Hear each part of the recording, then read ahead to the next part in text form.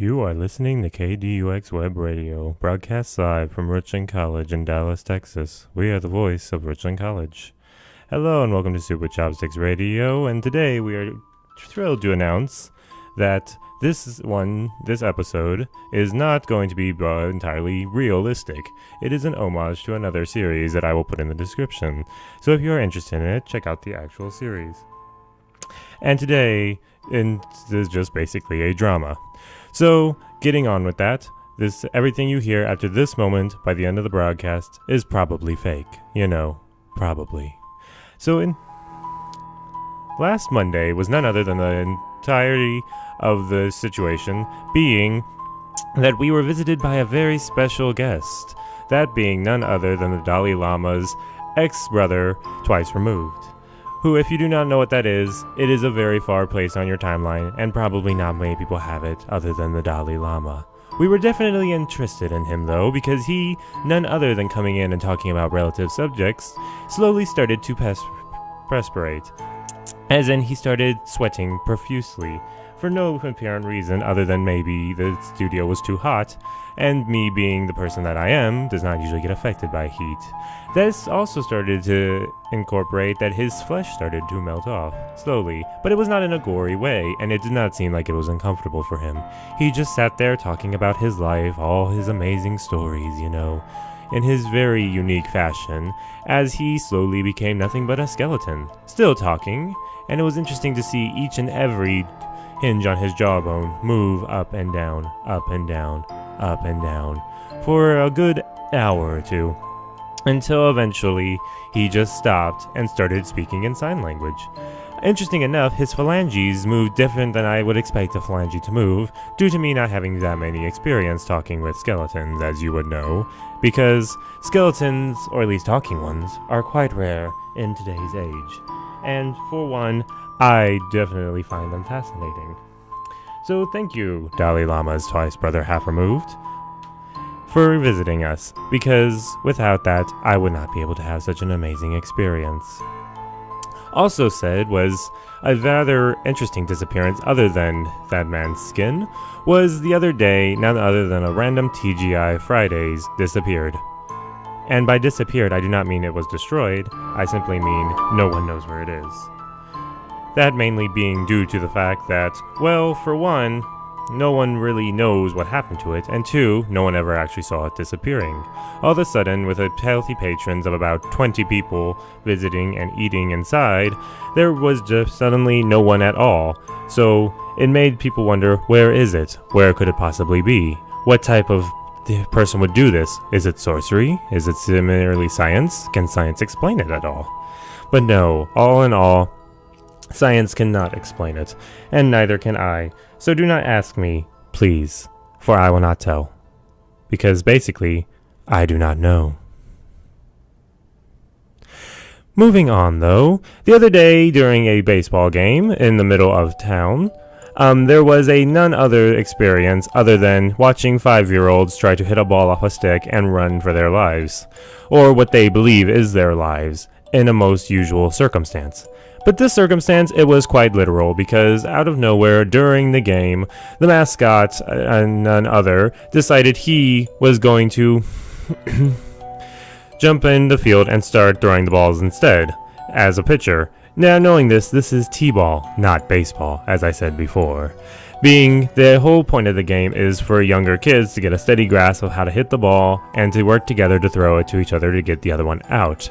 And was not expecting their mascot to go haywire and just start throwing the ball up in the air and down.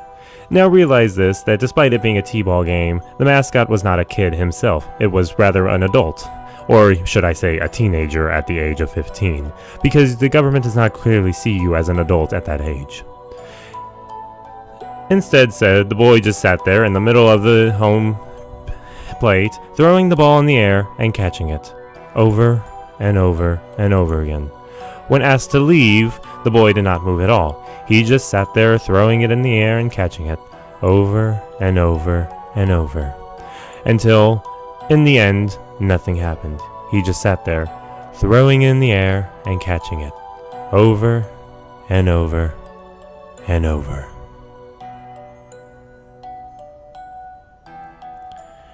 Moving on to the next place.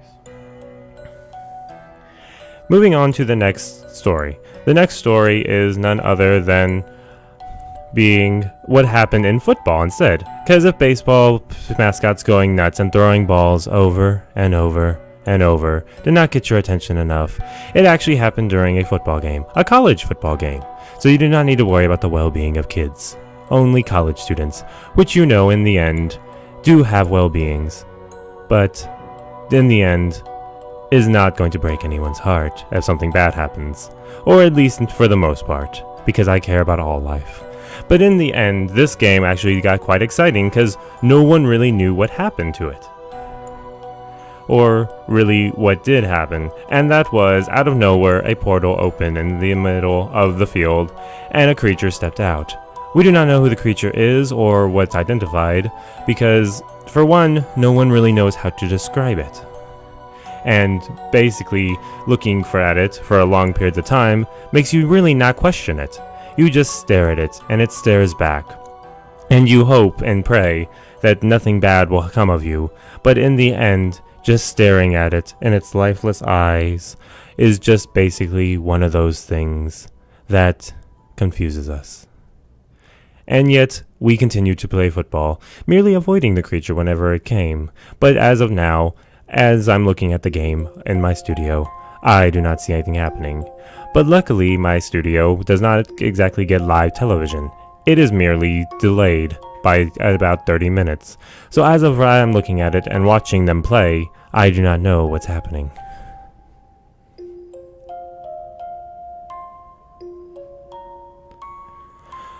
Then moving on to the next part of the story. The other day, the town in general was developed inside a movie and documentary. It was quite the exciting experience due to the fact that the documentary's director decided to have a one-on-one chat with me. He was a rather interesting man and was constantly asking me questions as of who I am, what do I do with my life, what exactly do I live here, why exactly am I me, why exactly do I have 10 fingers on one hand and yet none on the other.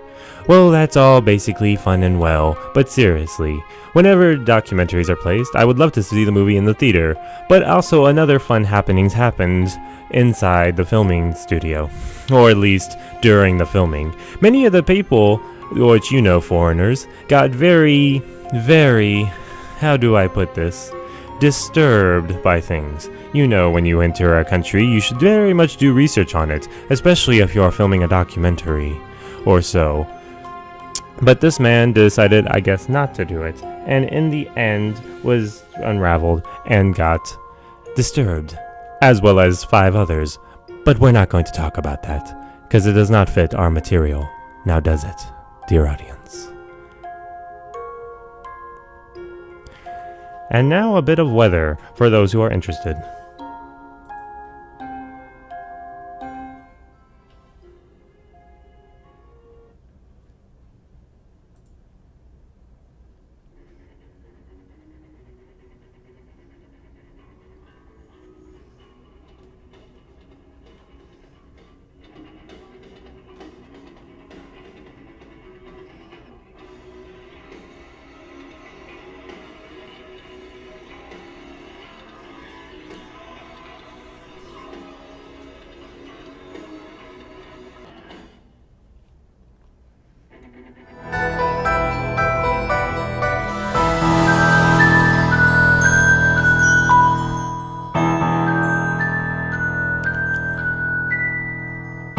Now then, as I was said before we left, there were about the entire situation with the football game that is 30 minutes ahead of my time right now, but let's face it, it's still going to happen whether I'm watching it live or not. And besides this, the monster has started to move, or monster is a very harsh word to put it, as this thing clearly has morals and beliefs, but in the middle of it all, he has decided to start roaming.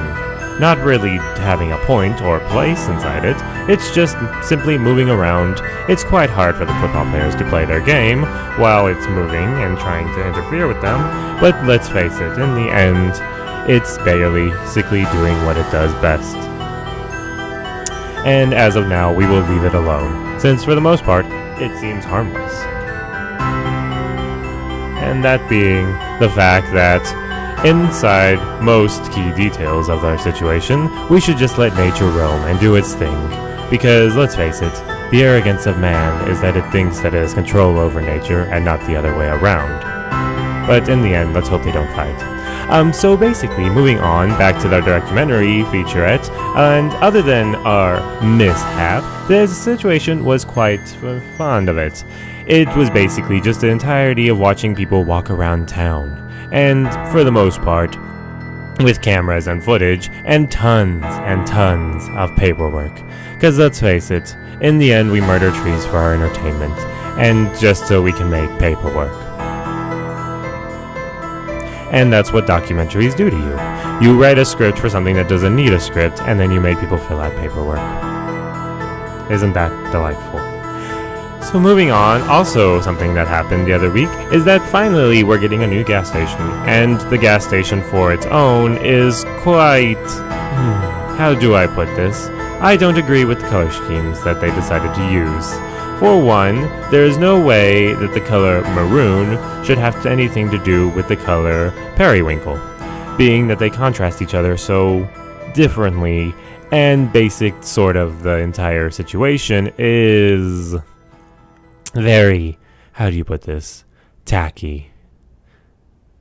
So in the end, maroon and periwinkle should not be able to converge themselves with each other due to the simple fact that, in the end, it does not look nice. Especially at a gas station where you can conveniently buy gas for $5.59 a gallon. But in the end, who needs gas when you can ride a bike? And the bike is a very good thing for your legs, if you can even ride it in the first place. And without those training wheels, you can go much faster than a car because the laws of speed lights don't apply for you. What's that you say? They do? Well then, someone should tell me that when I'm on my bike in the middle of the night and I'd run right in front of a car. Because that car is going to stop for me no matter what. Even if they want to, or they don't. Moving on though, and back, the creature now appears that he's moving about, but also stopping from time to time, right in front of players, making them confused, but yet very patient with it, as they simply run around in their normal fashion, as football should do when you're trying to avoid someone coming at you. And, for example, especially when that thing is much bigger than you, looming at you, and is snarling in front of you. So, running the opposite way, or going around it, is probably your best bet in this situation, number 52, because let's face it, it's not going to end well, no matter what you do.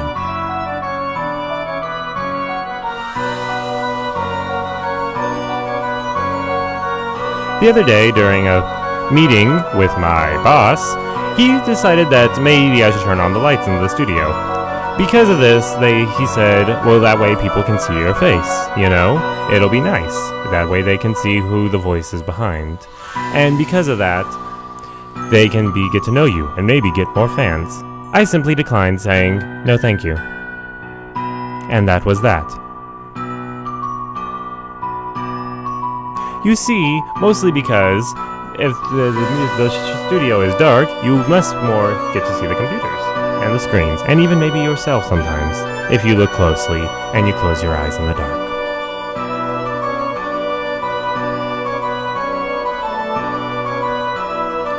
Now think to yourself, what is wrong with my life right now? Maybe I can do something better. Maybe something can go right for me.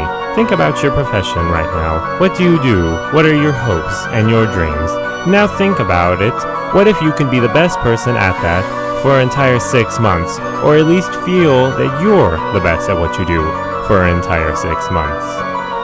Maybe even less than 6 months. More like 4 or 5, depending on how well and what you're all encouraged with. And it's quite simple. Find an object, find a piece of paper, draw stuff on that piece of paper, and hope very, very hard. Now make sure that you're able to make sure that your object's always close to you, always in the same room if most being, especially when you're doing that thing that you do so well. Because in the end, let's hope that stuff doesn't go wrong for you.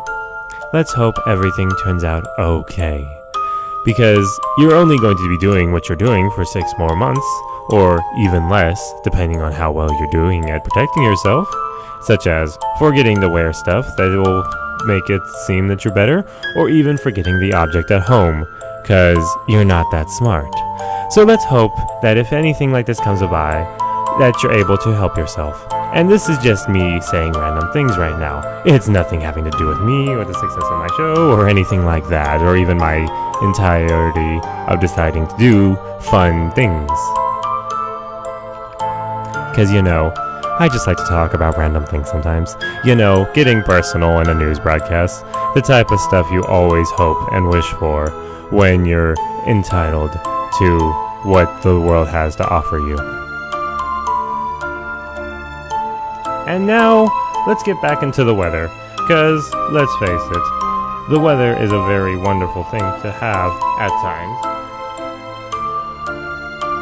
Especially when you know what's going to happen.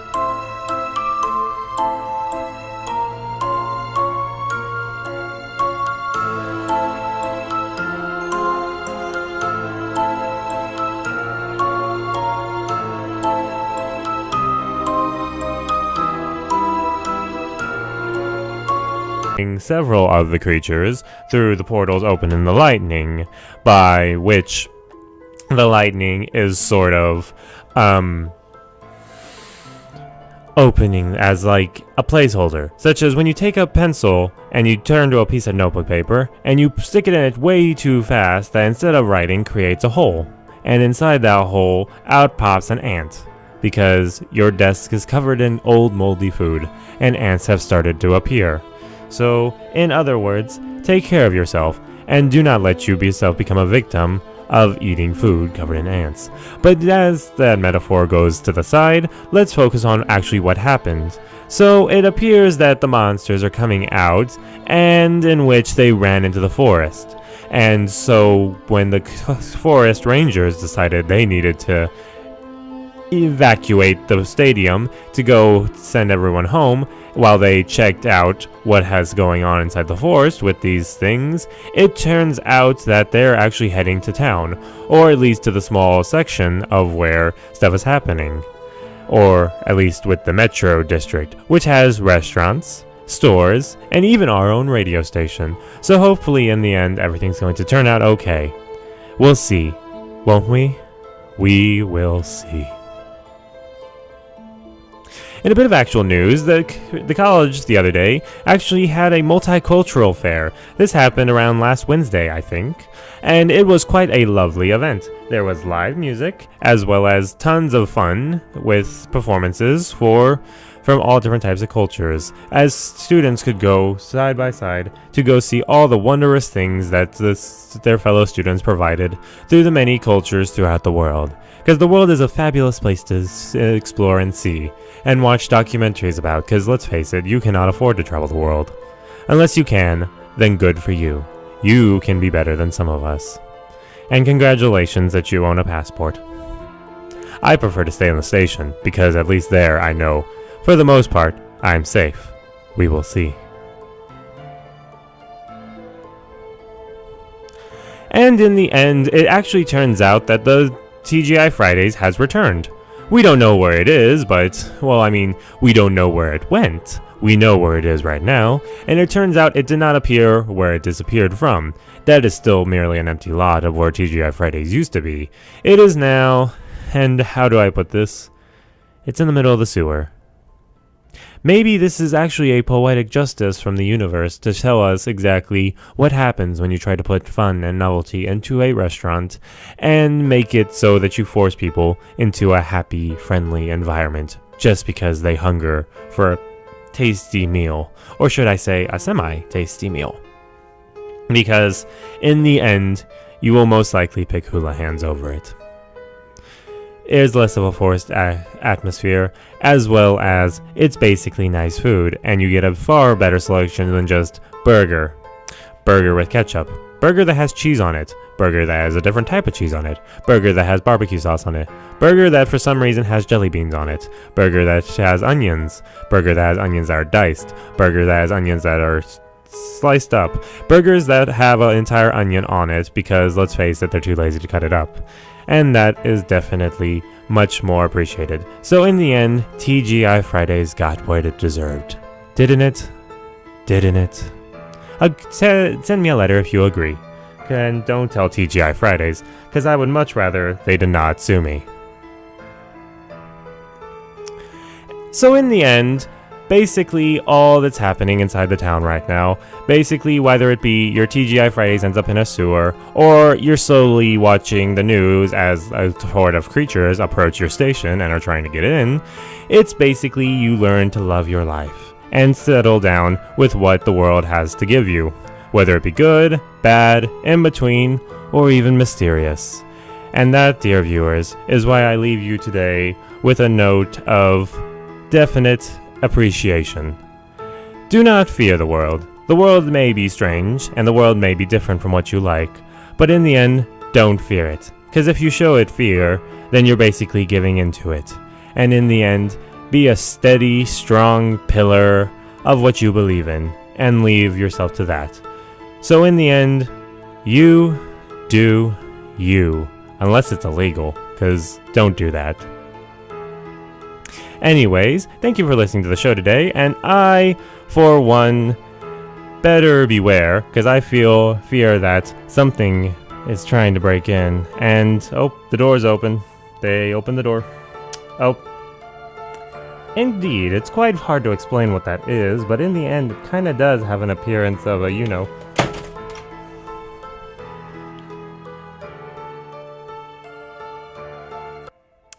This has been a radio drama of Soup with Chopsticks Radio, based off of the podcast Welcome to Night Vale, as said by and used inside many different versions of online scheduling and stuff. But in the end, this has just been an entirely false report, and it's a lot like War of the Worlds, as in it was meant for entertainment and not actually real. Most of the opinions and stuff I said are not true and should not be taken that way, and in the end should be forgotten and or used as satirical comedy. The music today was played by The Sounds of Siren. The titles of the songs were Heavy Bucket and